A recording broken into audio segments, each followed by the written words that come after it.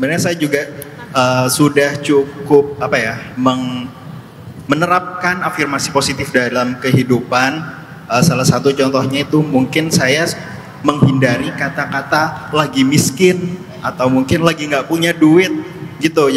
Jadi mungkin kalau misal diajakin temen atau mungkin diajak beli sesuatu, biasanya saya nggak pernah bilang lagi miskin nih atau lagi nggak punya duit. Soalnya sebenarnya ada saudara saya yang ngasih tahu kalau itu mungkin bisa membawa dampak juga ke kehidupan kita. Jadi kalau misal diajak apa, saya juga, atau mungkin ada yang mau pinjam duit juga, saya juga bilang duitnya lagi dipakai untuk hal lain. Jadi saya sudah mengurangi kata-kata lagi nggak punya duit atau lagi miskin, dan itu mungkin sudah alhamdulillahnya mungkin Allah sudah memberikan kecukupan untuk saya begitu.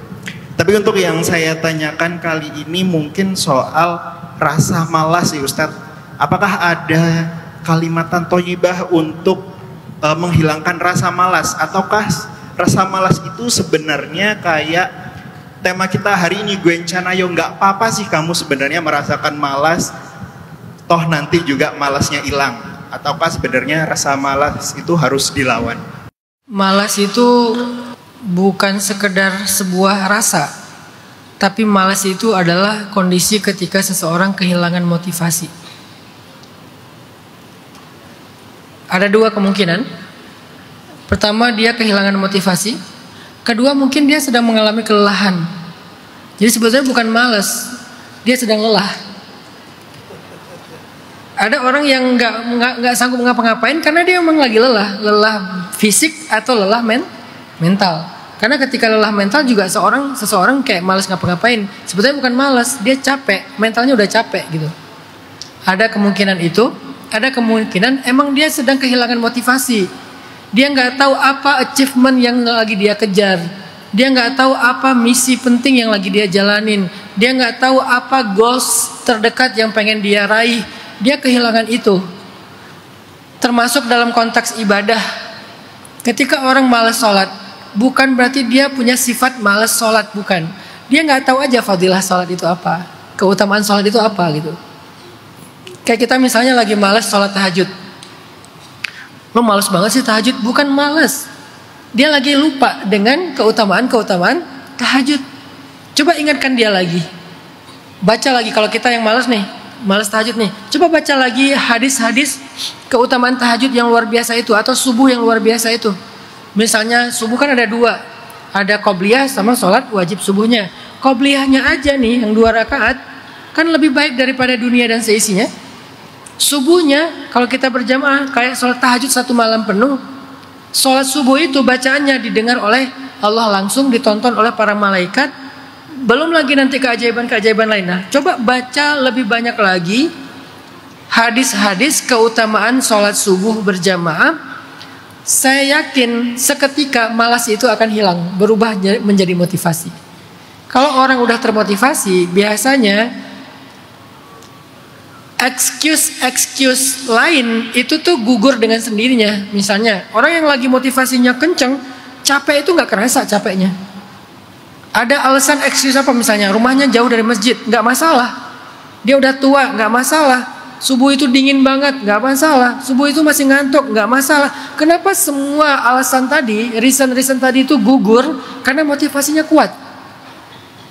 Jadi malas itu dalam bahasa Arab disebut dengan futur, fatrah. Ada masa jeda, nggak ada semangat. Itu namanya fatrah atau futur. Maka untuk mengobati rasa malas, kata para ulama, coba motivasi diri kalian dengan fadhailul a'mal, keutamaan amalan yang kalian lagi malas mengerjakannya. Malas sholawat, coba baca hadis-hadis keutamaan sholawat, kisah-kisah keajaiban orang yang rajin sholawat.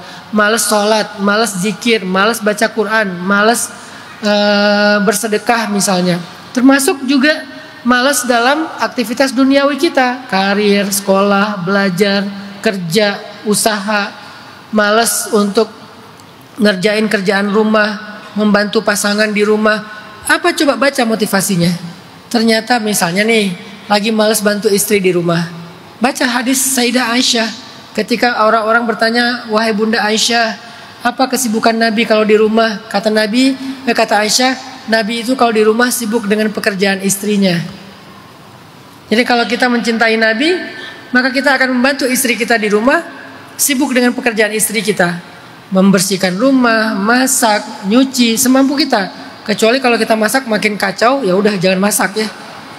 Tadi kan it's not my mungkin kita passionnya nyuci kali ya. Apalagi cowok nyuci mobil, nyuci motor kali ya. Jadi ya pokoknya hobi bukan hobi, kerjaan Nabi di rumah itu pekerjaan istrinya. Nah, pas tahu fadilah keutamaan dari hal itu, kita jadi termotivasi lagi. Apapun masalah yang membuat kita ngerasa malas, biasanya kondisinya karena kurang motivasi. Karena motivasinya itu udah lama nggak kita update, atau udah lama nggak kita baca, refresh, sehingga lupa. Biasanya suka kayak gitu. Namanya fatroh. Ada jeda yang kita kehilangan, kayak connect apa istilahnya ya, missing link lah, kehilangan referensi. Alasan kedua kenapa orang malas, tadi mungkin dia emang capek, lelah. Maka berikan hak yang lelah itu. Kalau tubuh kita lelah, tidur, istirahat. Kalau mental kita lelah, healing, entertain, nggak apa-apa, berhibur. Nabi pun berhibur, cuman hiburannya Nabi itu tetap produktif. Hiburannya Nabi itu apa hobinya? Berkuda, memanah, hiking ke Gunung Uhud. Itu hiburannya Nabi tuh. Saya biasanya kalau lagi capek, malah saya nyetir. Lagi capek nih, nyetir. Kenapa? Nyetir bagi saya itu healing, istirahat. Jadi saya pulang capek misalnya, atau kayak gini nih, habis sharing capek, kan pulang ke Bandung nih. Malam besok kan sesi yang terakhir, yang malam habis sesi yang ke-8 kan 8 sesi nih. Capek banget kan?